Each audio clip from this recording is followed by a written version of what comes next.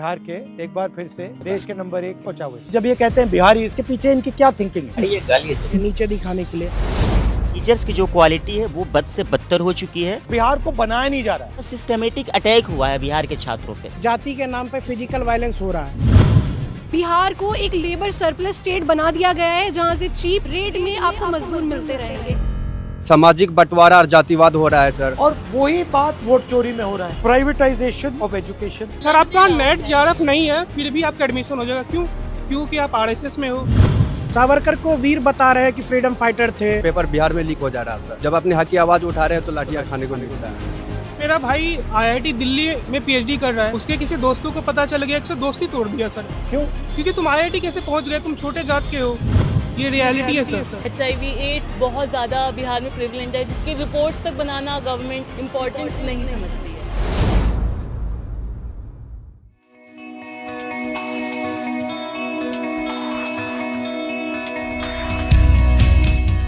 Hello. How are you? Everybody studying in Delhi? How nice. All from Bihar? Nice to meet you. Hello sir, it's an honor meeting. Nice to meet you. क्या discuss करना है आज?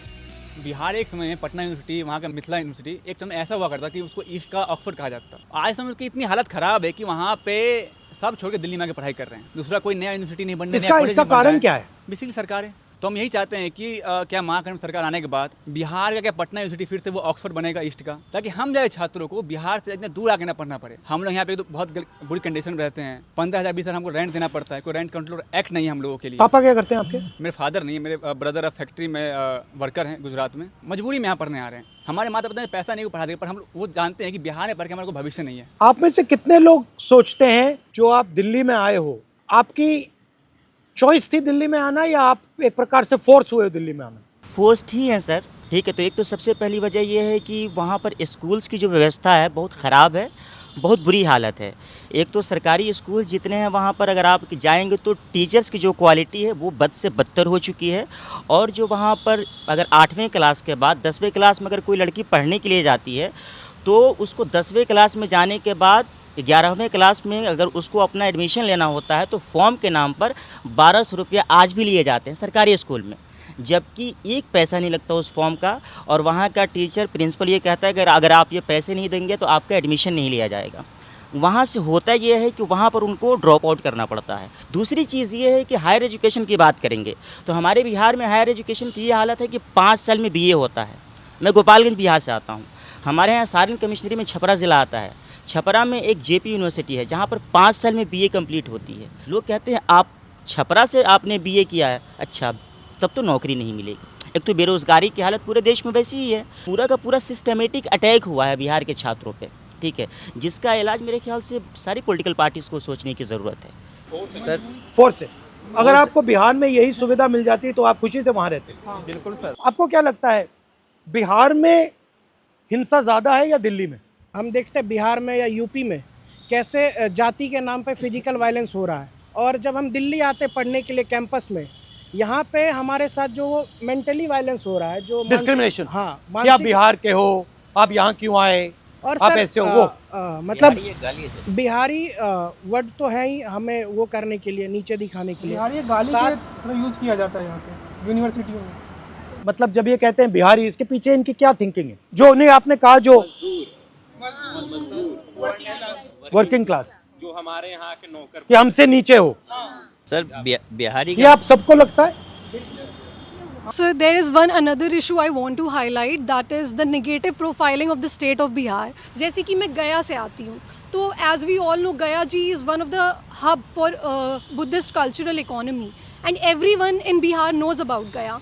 लेकिन यही चीज़ जब मैं किसी दिल्ली में किसी को बोलती हूँ कि मैं गया से आती हूँ तो उन्हें पता ही नहीं है कि गया क्या है।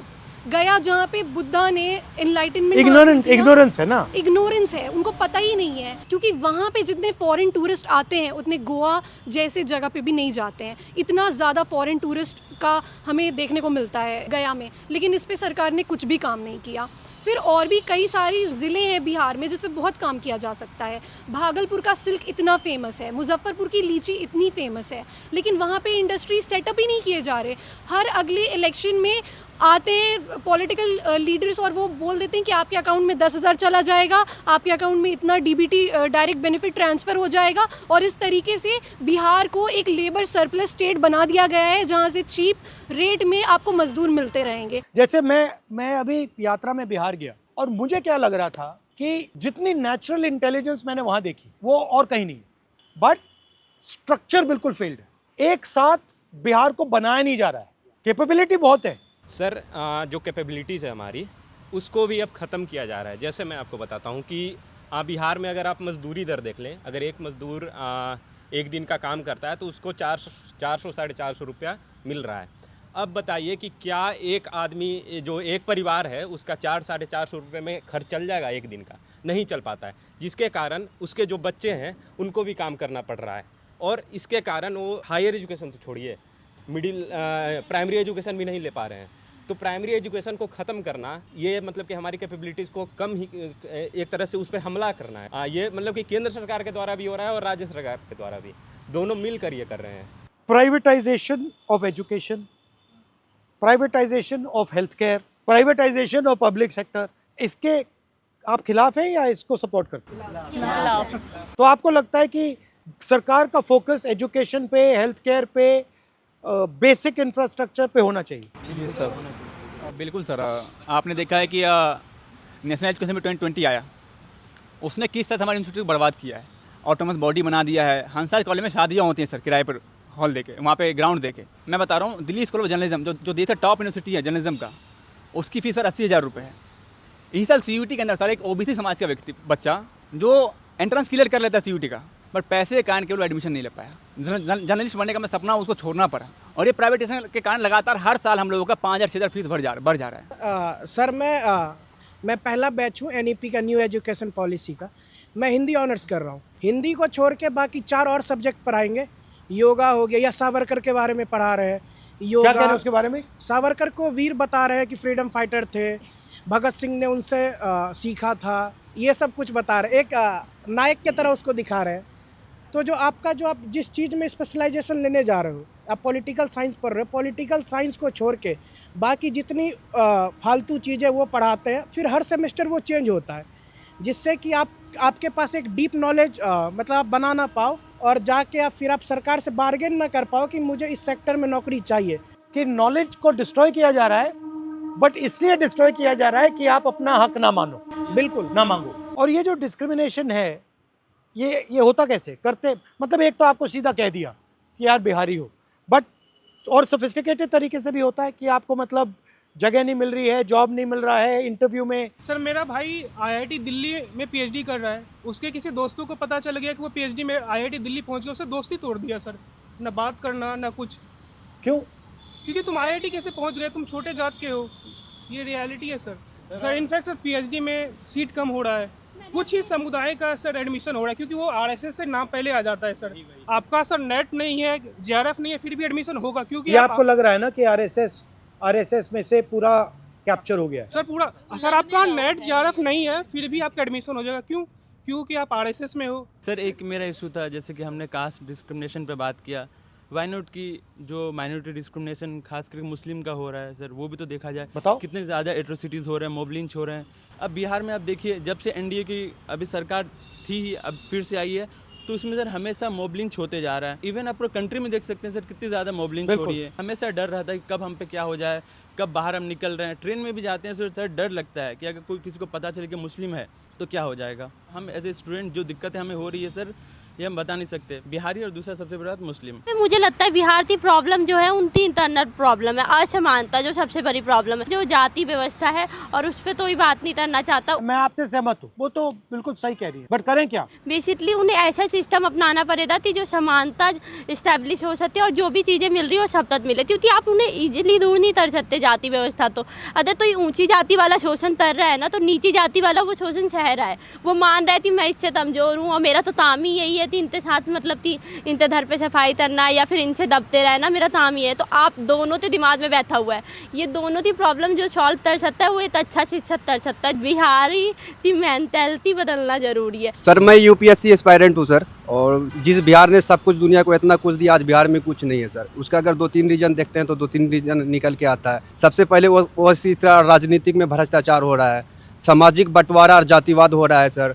उसके बाद शिक्षा की बदहाली हो रही है, उसके बाद ढांचागत विकास की कमी है। तो शिक्षा की बदहाली ऐसा है कि सर हम यूपीएससी का तैयारी कर रहे हैं, पेपर बिहार में लीक हो जा रहा था। जब अपने हक की आवाज़ उठा रहे हैं तो लाठियाँ खाने को मिलता है। तो इस तरह से हम लोग यहाँ पे 15,000 20,000 रुपये खर्चा कर रहे हैं। उसके बाद परचेसिंग पावर नहीं है उतना कि आप कोचिंग संस्था ले सकते हैं। एजुकेशन में सर हाईएस्ट जीएसटी है sir, second highest GST 18% GST है। अगर 18% जीएसटी और इनकम टैक्स हटा दिया जाए तो 90 रुपये में लोग कर लेंगे। हर घर में शिक्षा जला देंगे। ये एक प्रकार से आपके हक को छीनने का तरीका है। बिल्कुल सर, बिल्कुल। और वही बात वोट चोरी में हो रहा है, वोट चोरी में हो रहा है, पेपर लीक की SIR आवाज़ में हो रहा है। अच्छा, राजनीति में आपकी मुझसे क्या एक्सपेक्टेशन है? अगर मुझे 2-3 चीज़ों पे फोकस करना है बिहार में, तो मुझे किन चीज़ों पे फोकस करना चाहिए और क्या करना चाहिए? सर मेनली पैट्रियार्की और जो लड़कियों की शिक्षा है वो बहुत बड़ा इशू है। क्योंकि जैसे देखा जाता है कि गांव से जब लड़कियां बाहर पढ़ने के लिए आती है, सबसे पहले तो पैसे की बात आ जाती है कि पैसे लग जाएंगे। तो पैसे क्यों ना लड़की में तो नहीं लगाएंगे, लड़कों में लगाएंगे बेसिकली। और दूसरी बात ये है कि यहाँ पे रहने का खर्च इतना है ना। हॉस्टल हमारे कॉलेज में नहीं है, हॉस्टल है 5 रूम है जिसमें एक रूम में 5 लड़कियाँ रहती हैं। तो आप 5 लोगों के साथ रह के कैसे पढ़ाई कर सकते हो? अभी हमारे कॉलेज में, मैं अम्बेडकर यूनिवर्सिटी से हूँ, रेखा गुप्ता जी आई थी एक बिल्डिंग का उद्घाटन करने के लिए, लेकिन उनको एक बार भी नहीं लगा कि गर्ल्स हॉस्टल में जाके गर्ल्स वॉशरूम में देखे कि कंडीशन क्या है। हम फोर्स दे कि हम बाहर रहेंगे कुछ फ्लैट लेके या पीजी लेके, तो फैमिलीज़ ये सोचती है कि इतना खर्च करने से अच्छा है कि लड़कियों का एजुकेशन रोक दिया जाए। और हम सर बहुत प्रिविलेज है कि यहाँ पे आकर के पढ़ रहे हैं, बट जो मेजॉरिटी है आज भी जो चाइल्ड मैरिज है वो बहुत प्रिविलेंट है बिहार में। अगर हम मेन मुद्दे की बात करें बिहार में काम करने के लिए, तो 3 चीज़ें बहुत प्रिविलेंट है जो सबने बोला, education, employment and hospitals. Delhi hospitals, health care, या क्योंकि वहाँ पर अगर आप हॉस्पिटल्स की हालत देखेंगे ना, दिल्ली में एक सरकारी बहुत बेकार क्लिनिक भी उससे लाख गुना अच्छा है।